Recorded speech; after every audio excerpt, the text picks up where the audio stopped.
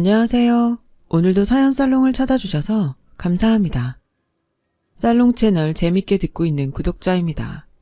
사연을 들으며 많이 배우고 얻어가고 때로는 위로를 받고도 있답니다. 오늘은 제 이야기를 좀 해보려고 해요. 저는 딸부잣집에서 태어난 막내딸입니다. 저희 집은 딸만 줄줄이 넷인데요. 그 탓에 저희 어머니는 시어머니에게 무척이나 구박을 많이 당하셨어요. 어린 제 기억 속에도 할머니의 꾸지람이 아직도 귓가에 선연한데요. 얘, 도대체 언제 남자애를 낳을 수 있는 거니? 에휴, 이 치질이 복도 없는 년? 네가 남자애기를 낳아야 우리 집안이 대를 이을 거 아니냐? 노력하고 있어요, 어머니. 아우, 진짜. 네가 아들 못 낳는 년인 줄 알았으면 진즉에 혼인 같은 건 안 시켰을 게다. 이게 대체 무슨 천지가 개벽할 일인지 원. 젊은 분들은 이해하실 수 없으실지도 모르겠지만 저희 어머니 때만 해도 남아 선호 사상이 남아있던 때였고 저희 할머니 또한 무조건 남자애가 있어야 집에 복도 들어온다고 믿는 남아 선호 사상을 가지고 계신 분이셨어요. 그래서 저는 기억이 잘 나지 않는 어렸을 때도 나이 든 할머니를 모시고 살면서 왜 이렇게 우리 엄마만 구박을 당하고 저리 고생하실까 하고 엄마를 걱정하곤 했어요. 나중에야 남자애를 낳지 못한다는 이유 하나만으로 그런 험한 꼴을 보셨단 걸 알게 되고 난 후 제가 다 억울하기도 하고 속이 상하기도 했어요. 아무튼 그런 어머니를 보고 자라 그런지 저는 시집살이만큼은 죽어도 하고 싶지 않았어요. 그래서 남자를 사귈 때면 혹시나 연애가 결혼으로 이어질 것 같은 사이라면 더더욱 반드시 제 시댁되는 쪽 시부모님들을 살피곤 했습니다. 제 남편과 결혼하기 전에도 역시 일부러 몇 번이나 찾아뵈면서 시어머니가 어떤 분인지 제 나름대로 판단해보려 했어요. 남편은 시어머니를 뵙기 전에 우리 엄마 정말 시집살이 같은 거 안 시키실 분이야. 나만 믿으라니까. 정말이야.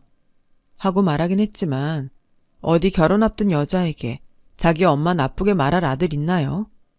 저는 남편의 말은 한 귀로 듣고 흘리곤 잔뜩 긴장을 했어요. 그런데 처음 시어머니와 만난 날부터 시어머니는 제게 꽤 괜찮은 분으로 각인이 되었어요. 일단 교사 생활을 오래 하셔서 그런지 특유의 인자한 표정과 온화한 말투가 있으셨는데 저를 그러한 표정으로 맞이해 주시며 어서 와요. 우리 철이 여자친구라 했죠? 먼 길 오느라 고생 많았어요.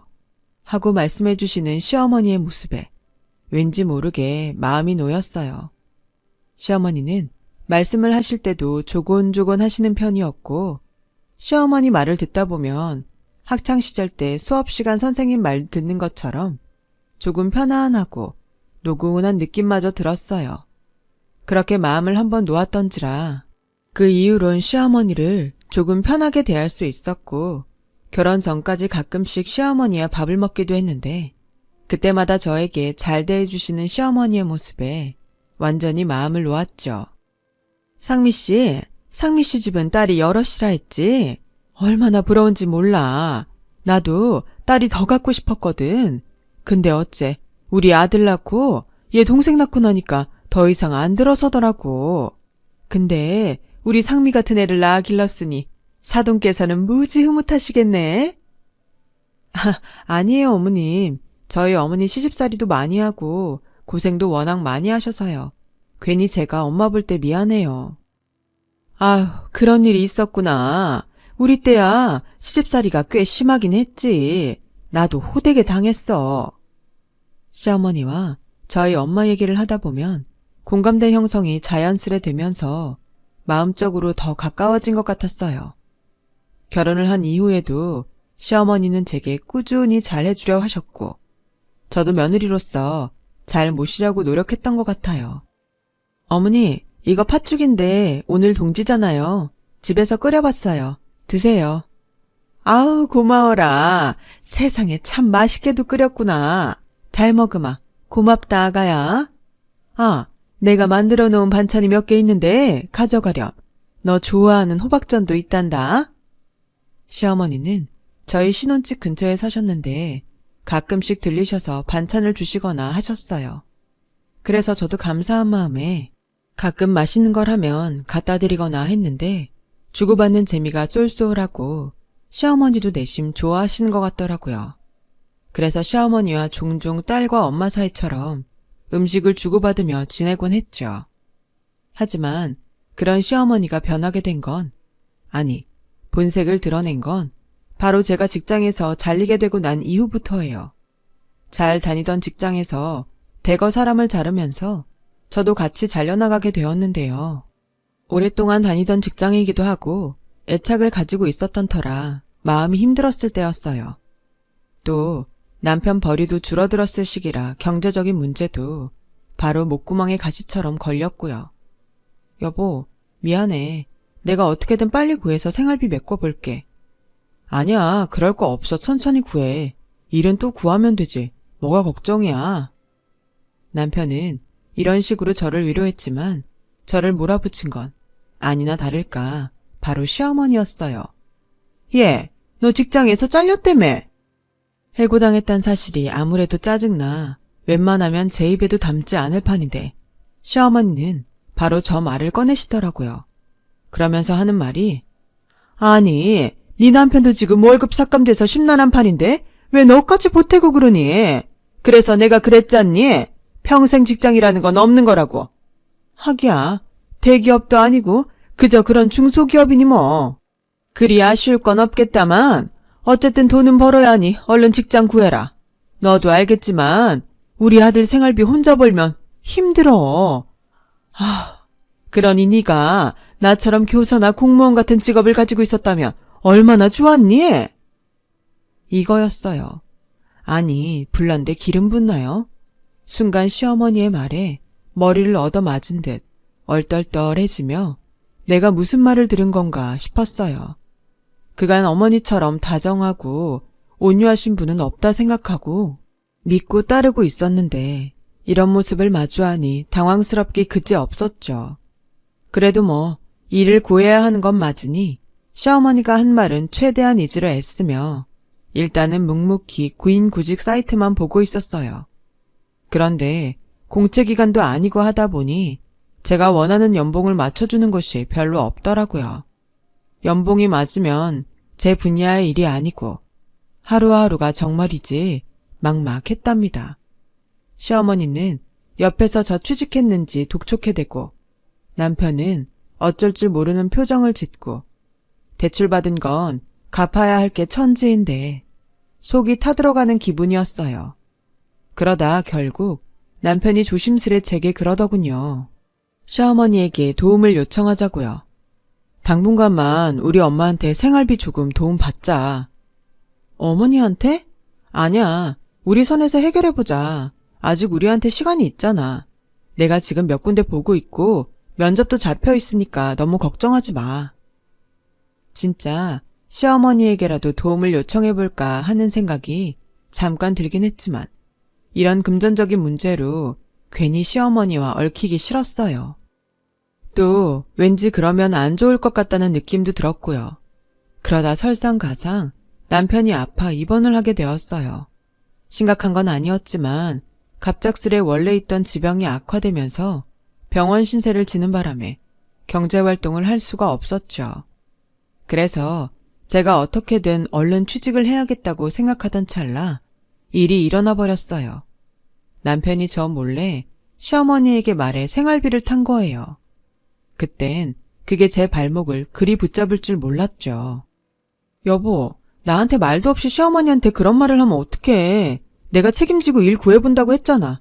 조금만 기다리지 그랬어. 얼마나 걸린다고. 아니, 그게 나도 당분간 일 못하고 당신도 직장 구하느라 스트레스 받는 것 같아 그러지. 잠깐 몇 달만 탓쓰는 건데 어때? 우리 엄마도 흔쾌히 주신 거야. 솔직히 마음은 찝찝했지만 이미 벌어진 일 어찌할 수가 없었어요. 그래서 일단은 감사하다는 전화를 한 통 드리고 저는 구직 활동을 계속하게 되었죠. 시어머니에게 생활비를 탓쓰게 되면서요. 그런데 아주 이상한 일이 일어나더라고요. 사실 제가 시어머니에게 감사 인사를 드리려고 전화를 걸었을 때부터 시작이 되었는데요. 어머니, 저 상미예요. 도움 주셔서 감사해요. 잘 쓰고 저도 얼른 취직해서 갚아드릴게요. 괜히 심력 끼쳐드린 것 같아 죄송해요. 아니다 얘. 겉보다 내 아들이 지금 많이 아프고 힘든 상태인데 너 괜히 돈으로 압박하고 그런 거 아니지? 네? 제가요? 아니, 저 그런 적 없는데요. 그래, 일단은 믿으마. 다짜고짜 저에게 남편한테 스트레스 줬냐며 물어대는 시어머니에게 당황스러움을 느끼지 않을 수가 없었어요. 갑자기 이게 무슨 말인지. 그날의 전화는 그렇게 찝찝함만 남기고 끊어졌어요. 그런데 그 이후 시어머니가 생활비를 지원해 주신 다음부터죠. 저를 대하는 태도가 미묘하게 바뀌기 시작했어요. 김장하는 날이나 명절날에 음식하라 부르는 건 당연했고요. 그것도 양이 상당해 헉 소리가 절로 나왔는데도 불구하고 절 그렇게나 지지고 볶았어요. 얘, 너 몸 빨리 못 움직이니? 그거 김장 다 하려면 지금부터 아주 부지런히 움직여야 해. 젊은 애가 도대체 왜 이리 굼뜬 거냐? 어머니, 저 하고 있어요. 더 빨리 하란 말이야. 시어머니 말을 듣다 보면 식은땀이 절로 나왔어요. 거기다 옆에서 시누이가 말하는 꼴도 가관이었어요. 엄마, 언니는 손이 원래 좀 느린가 봐. 우리 오빠가 어떻게 저런 여자랑 결혼을 했대? 둘 다 생활비 얘기를 대놓고 언급하진 않았지만 어쩐지 느낌이 그랬어요. 돈을 저희에게 주고 난 이후부턴 마구잡이로 부려먹는 걸 보아 지금까지 그러고 싶었는데 구실이 없었다면 이제는 구실이 생겼단 느낌. 설마 사람이 그럴 리가? 오해하고 싶지도 넘겨짚고 싶지도 않았지만 그뿐만이 아니었어요. 갑자기 집에서 부업을 하고 있는 저에게 전화를 하셔서는 자기를 데리러 오라고 하는 거예요. 예, 지금 내가 택시를 못 잡고 있어서 말이다. 나 데리러 여기 좀 와주겠니? 어디신데요? 주소 보내마. 그리고 최대한 빨리 와라. 내가 몸이 차가워서 기다리는 거 딱 7색이니까. 빗길에 차가 막힐 시간이라 차라리 버스를 타고 오는 게 빠를 그 시간에 굳이 저를 부르셔서는 제가 자기를 데리러 오도록 만드셨답니다. 제가 시어머니의 말에 토달지 않고 그냥 갔던 이유는 딱 하나예요. 예전에 이런 비슷한 말을 시어머니에게 했다가 순간에 일하기 귀찮아하는 며느리가 되었기 때문에 울며 겨자 먹기로 간 거였죠. 그날도 그렇게 시어머니를 데리러 가는 길이었어요. 그런데 유독 그날따라 느낌이 쎄하더라고요. 사람 직감이라는 게 이런 건가 봐요. 도착했는데 시어머니뿐 아니라 시누이도 함께 저를 기다리고 있었고 모녀는 잔뜩 술에 취해 소리소리 지르고 길 가던 사람에게 욕을 하는 등 온갖 추태는 다 부리고 있었어요. 저는 너무 놀라 다른 사람에게 민폐 끼치기 싫어 어머니, 아가씨 하고 두 사람을 부르며 달려가 서둘러 차에 구겨 넣으려 했죠. 하지만 술 마신 사람들 힘이 어찌나 센지 데리러 오라 해놓고선 안 타겠다고 생 난리를 치는 거예요. 아니 언니, 우리 딱 한 잔만 하고 들어갈 거라니까요. 그치 엄마? 응, 아직 멀었다 멀었어. 며느라, 너 여기서 기다리고 있어라. 네 시누이랑 맥주 한 잔 더 하고 올 테니. 어머니 너무 많이 취하셨어요. 이제 들어가셔야 해요. 지금 가도 차 막혀서 도착하면 12시예요. 내일 출근하셔야죠. 아가씨도요. 무슨 들어가긴 어딜 들어가. 초저녁인데 아직 멀었다. 너 여기서 꼼짝 말고 대기하고 있어라. 알았니? 결국 두 사람은 술을 한 잔 더 하겠다 난리를 쳤고 저는 그 추운 길거리에서 두 사람과 실랑이를 하다가 결국 포기하고 남편을 불러야만 했어요. 그런데 남편이 오는 동안에도 얼마나 진상짓을 하던지 술에 취해 제 옷에 토를 하고 난리도 아니었죠. 저는 그걸 고스란히 다 받아낼 수밖에 없었고요. 시누이는 대뜸 토가 범벅이 된 옷에 얼굴을 묻고 울기까지 하는데 정말 제가 다 얼굴이 벌개질 정도로 창피해지더라고요. 하지만 다음날 술이 깬 후 뒤로 이어지는 시어머니의 말이 참 충격적이었어요. 솔직히 여기까지 저를 불러다 놓고 난리를 쳤으면 창피한 거라도 알든 저에게 미안하다고 말이라도 한마디 하는 게 정상 아닌가요? 예, 우리가 어제는 너무 취해서 그랬어. 앞으로 이런 일 없을 거다. 하고는 아무 일 없다는 듯 쓱 넘어가더라고요. 정말 열이 받아서. 처음으로 속에서부터 화가 올라와 무슨 말이라도 시어머니에게 던지고 싶은데 가진 힘을 다해 꾹 참았어요. 이때부터 모든 게 어그러지기 시작했던 것 같아요. 마치 약속이라도 한 듯 말이에요. 시어머니의 못 볼 꼴을 본 이후 저는 취직을 했는데도 불구하고 시어머니에게 불려가야 했어요. 솔직히 몇 번은 거절했지만 가까이 살다 보니 매번 거절하는 것도 눈치가 보여 요구에 응했는데 몇 번 하다 보니 가기가 싫어지더라고요. 시어머니께서 자기를 데리러 오라고 부를 땐 대부분 술을 먹고 난 후였어요. 대리기사를 부르면 될 걸 굳이 저를 부르셔선 예, 너 왜 이렇게 늦게 왔니? 내가 이 추운 데서 얼마나 떨었는지 몰라. 나 잘못되면 어쩔 뻔했니? 부르면 제깍제깍 와야 할 거 아냐? 라고 하시더군요. 황당해서 뭐라 제가 반격을 하는데도 들은 척도 하지 않으시고요. 심지어 어느 날은 자기 생일상 화려하게 차리라며 저에게 이것저것 음식을 시켜대더니 그날 하루 종일 땀을 뻘뻘 흘리며 음식한 제게 고생했다는 말 한마디 없이 제 손에 돈봉투를 하나 쥐어주면서 이 정도면 충분하지? 음식 맛을 보니 솔직히 시켜먹는 게 나을 뻔했지만 어쨌든 왔으니 주는 거다. 라고 하시더군요. 무슨 주인 마님이 고생한 하인에게 돈 쥐어주든 말입니다. 그것도 10,000원을 주시면서요. 그때 돼선 저도 표정 관리가 안 되고 떨떠름하게 돈봉투를 쥐고 가만히 앉아 있었는데 옆에서 신우이는 언니, 우리 엄마가 언니 생각해서 돈 많이 넣었어요. 언니는 좋겠다. 돈 많은 시댁도 다 있고 나도 이런 시댁이 있었으면 소원이 없겠네. 하고 얄밉게 쏘아붙이더라고요. 하루는 시어머니 추태를 보기도 싫고 받아주기도 싫어 가지 않았더니 받을 때까지 저에게 전화를 하는 거예요. 10통으로 끝날 줄 알았던 전화가 20통, 30통이 되니 그때부턴 사람이 무서워지기 시작하더라고요.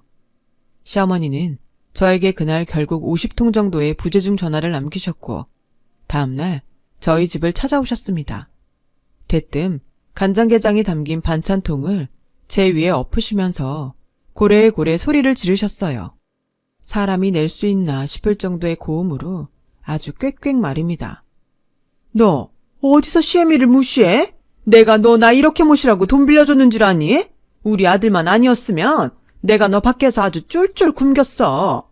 내가 마지막으로 한마디만 하마.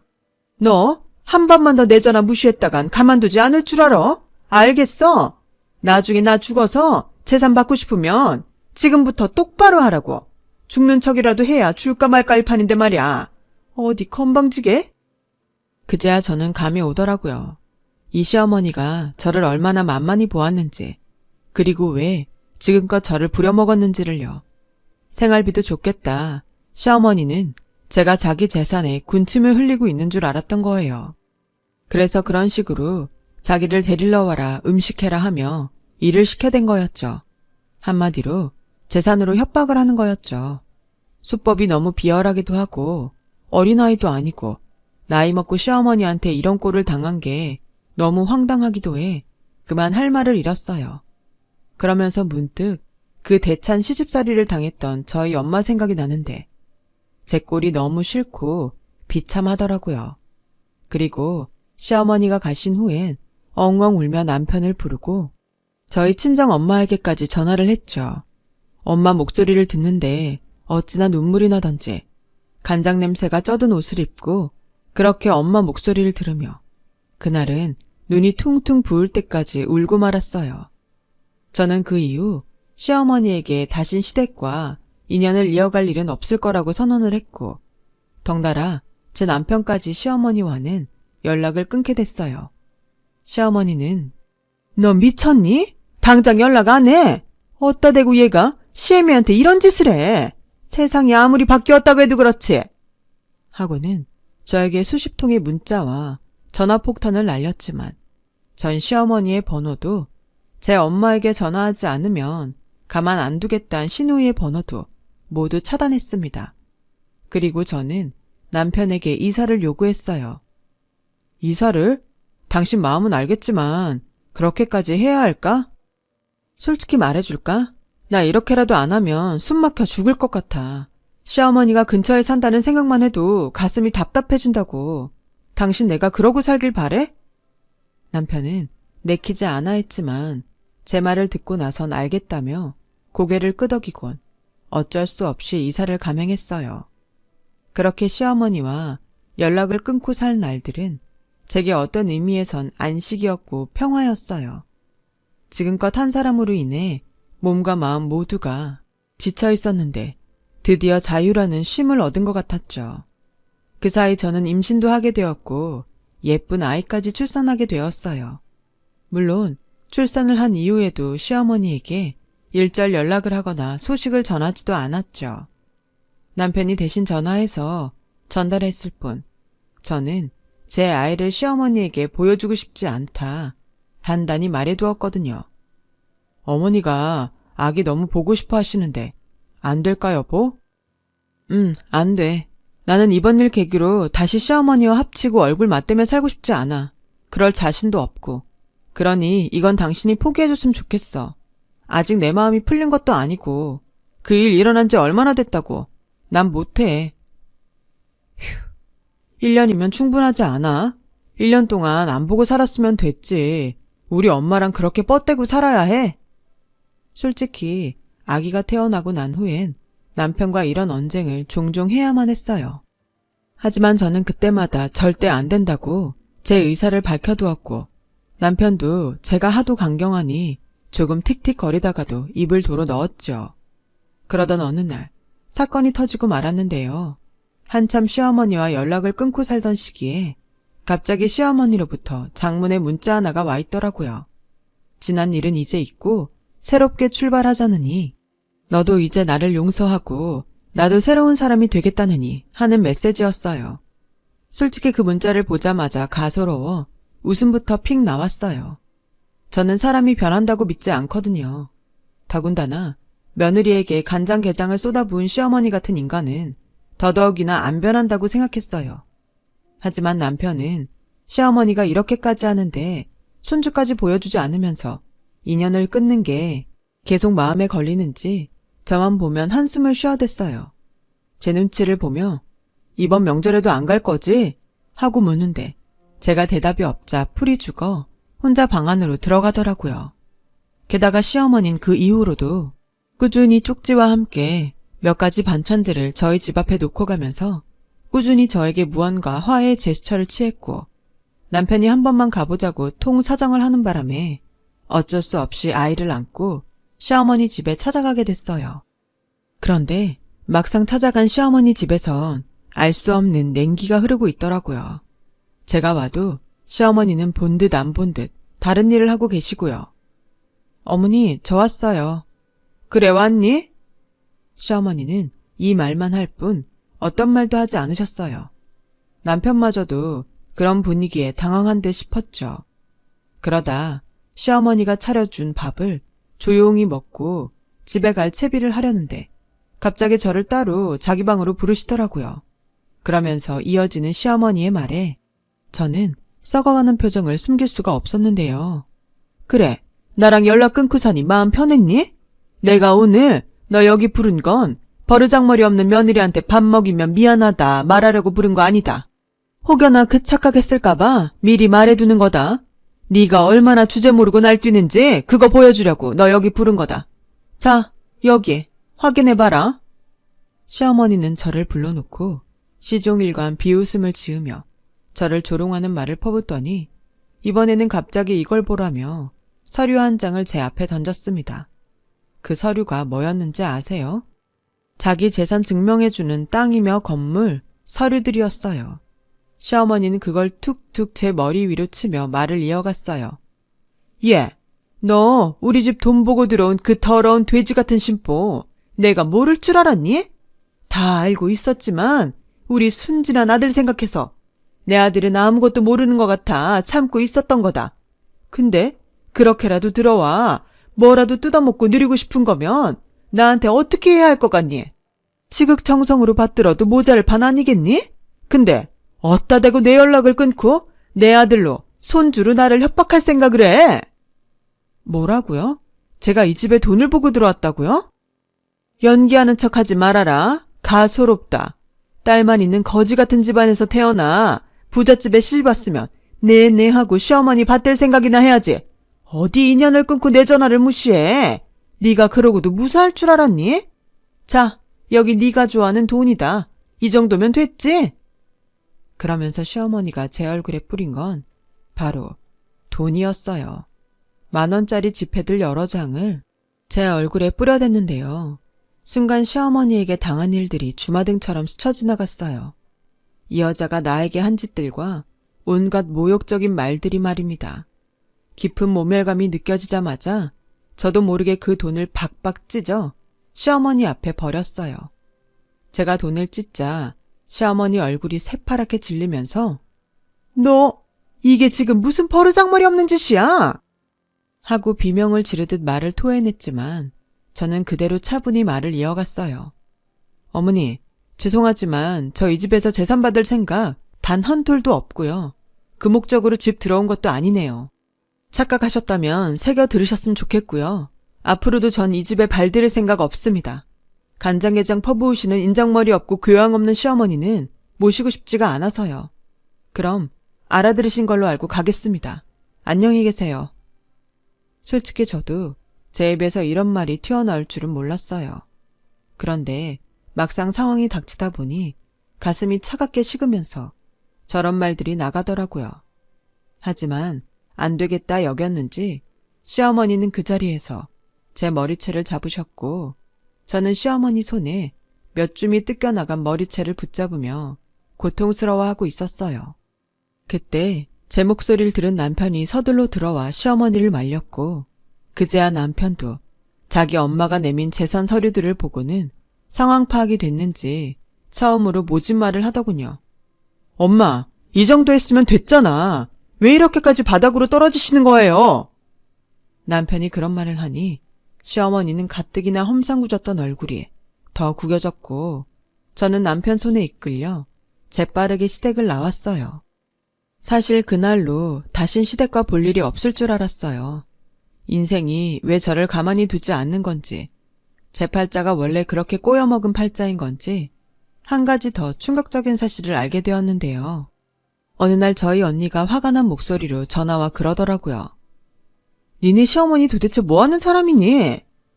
언니, 다짜고짜 그게 무슨 말이야. 알아듣게 얘기해줘. 니네 시어머니가 우리 엄마한테 무슨 짓 하고 갔는 줄 알아? 엄마가 지금 충격으로 아무것도 못하고 죽만 먹으면서 쫄쫄 굶고 있어. 어? 언니에게 들은 얘기는 더없이 충격적이었어요. 시어머니가 이 짓을 저에게만 한 것이 아니고 바로 제 엄마한테까지 한 것입니다. 어느 날 저희 엄마에게가 재산 서류를 보여주면서 이 돈 며느리에게 주고 싶은데 며느리가 자기와 연락을 끊었다면서 제 욕을 하더니 저한테 한 짓 그대로 저희 엄마 얼굴 위에 돈을 뿌려대며 어디 자식 교육을 그따위로 시켰냐고 난리를 쳐댔단 겁니다. 뭐? 어머니가 엄마한테 그런 짓을 했다고? 요즘 가뜩이나 몸도 아픈 저희 엄마가 그런 일까지 당하셔서 밥도 제대로 못 먹으신다는 소식을 듣는데 눈이 뒤집힐 것 같았습니다. 분노로 온 몸이 부들부들 떨리는데 저한테 한 짓은 넘어간다 쳐도 저희 엄마한테까지 그러는 건 도저히 용서할 수가 없더군요. 저는 그 길로 곧장 시어머니에게 달려가려다 제대로 아주 톡톡히 망신을 주어야겠다는 생각에 조용히 나를 잡고 기다렸어요. 시어머니가 교사 생활을 이제 마치시고 그 기념으로 가르쳤던 제자들 모아놓고 간단히 밥을 먹는다는 이야기를 들었거든요. 저는 남편을 통해 그 장소를 알아내었고 일주일 후 시어머니와 제자들이 아무것도 모르고 웃음꽃을 피우고 있을 고급 한식당으로 달려갔어요. 역시나 저를 보자마자 시어머니의 표정이 굳었죠. 네가 무슨 일이니? 무슨 일이긴요. 돈 돌려드리러 왔죠. 뭐? 저는 놀라는 시어머니 얼굴에 인줄기에서 뽑은 현금 200만 원을 뿌려대었어요. 시어머니 얼굴이 경악으로 번지면서 눈이 동그랗게 커졌지만 아랑곳 않고 시어머니 얼굴에 계속해서 돈을 집어 던졌어요. 그리고 말했습니다. 당신이 한 짓 그대로 갚는 거라고요. 저는 남는 시간에 시어머니의 제자분들 앞에서 시어머니가 한 짓을 그대로 낱낱이 다 말해버렸고 시어머니의 얼굴은 주체할 수 없을 정도로 달아오르고 말았어요. 너 어떻게 그렇다고 여기서 이런 망측한 짓을? 왜요? 제가 이런 짓까지는 못할 줄 알았나요? 다른 사람 가슴에 못 박아놓고 여기선 자애로운 교사인 척. 그게 하고 싶어요? 다 인과응보입니다, 어머님. 제 말에 시어머니는 제자들 앞에서 도저히 이 수치를 참을 수 없었는지 울음을 터뜨리며 달려나가더군요. 그 일이 있고 지금 저는 꽤 속이 가라앉아 나름대로 편안한 기분으로 살고 있답니다. 처음에야 분에 못 이겨 밤에 잠도 못 자고 죽만 먹어도 체해 살아도 사는 것 같지 않은 기분으로 지냈는데요. 시어머니에게 나름대로 시원한 복수를 한 뒤에는 두 다리 뻗고 잘 수 있게 되었어요. 더군다나 저에게 연락도 못하고 남편에게조차 이르지 못하는 시어머니를 보니 이제 시어머니도 저를 좀 무서워하게 된 것 같다는 생각이 듭니다. 그간 만만히 보면서 뭐든 부려먹었으니 이 상태가 제게는 많이 편안하네요. 남편 역시 자기 어머니에 대한 판단이 어느 정도 섰는지 요즘은 어머니 얘기를 입에 담지도 않거든요. 아무쪼록 지금까지 제 얘기 들어주셔서 감사하고요. 혹여나 힘든 시집살이 하고 계시는 여러분들께서도 부디 용기 얻으셔서 당당히 할 말 하시고 살아가셨으면 해요. 다들 건강 챙기시고 행복한 하루 되세요. 여러분, 사연 댓글에 응원과 현명한 조언 부탁드려요. 좋아요와 구독은 저에게 큰 힘이 됩니다. 오늘도 좋은 일 가득하세요.